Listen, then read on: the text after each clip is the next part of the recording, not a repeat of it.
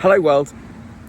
I posted up my video about the global flotilla and then started to read the comments. One of the comments was criticising me for not one word about the Manchester Synagogue attack.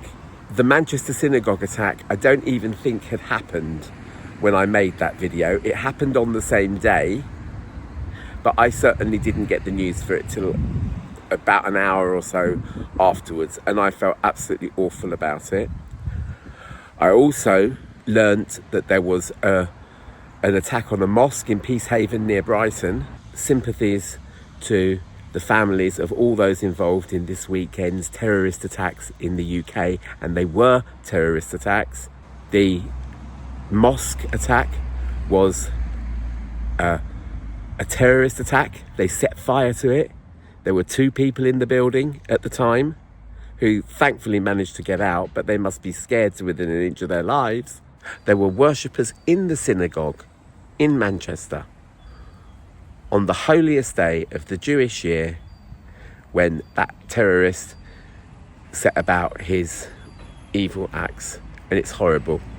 Me marching, me protesting, me boycotting is nothing to do with religious hatred, any more than you would say that somebody supporting Ukraine in Putin's illegal war against the Ukraine would be anti-Russian Orthodox or whatever.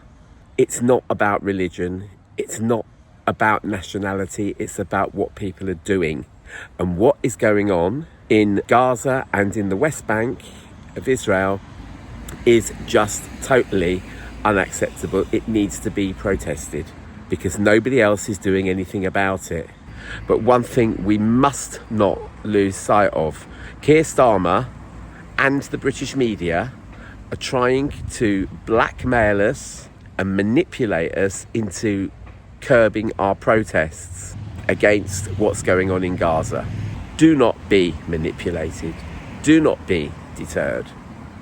Apparently, we had to not protest in London and Manchester out of respect for the victims of the synagogue attack. I would say, out of respect for the victims of the synagogue attack and the mosque attack, the mosque attack's not getting a lot of coverage in the UK. I learnt about it through somebody posting up a clip from a local Brighton newspaper on Twitter X, and also on Blue Sky somebody posted up CNN and said that they resented having to learn from CNN that this had taken place because our government's just not reporting it. So out of respect for all of those people, all of those communities, all people everywhere, this is an act, this Israel atrocity is an attack of great humanitarian proportions. It's an attack against humanity. It's probably the worst crime of the 21st century. Unfortunately, our government, the UK government, is in it up to its eyeballs. It lost a major vote at Labour conference last Monday because Keir Starmer's not satisfied that it's genocide. So there were 2 motions proposed. What Israel's doing is not genocide, and what Israel is doing is genocide, and therefore requires sanctions and banning arms sales and that sort of thing.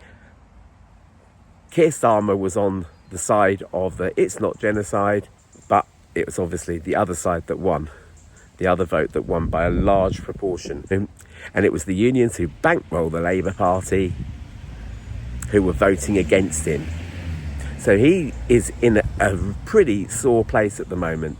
He's trying to do anything and everything to detract from the fact that he's in a right mess. I wouldn't even be surprised if Mrs. Starmer and children Starmer are not making him sleep in the shed. He is in a terrible place at the moment. And what he needs to do is grow a spine, admit that he was wrong, and do something about it. And instead, he's trying to vilify us protesters as a way of trying to take the heat off himself. There's also the news from the flotilla. Some of those flotilla people are home, but notice but notably, Greta Thunberg is not. There are witnesses who say that they saw Greta being pulled by the hair, being made to kneel and kiss an Israeli flag, having obscenities shouted at her, but they all did.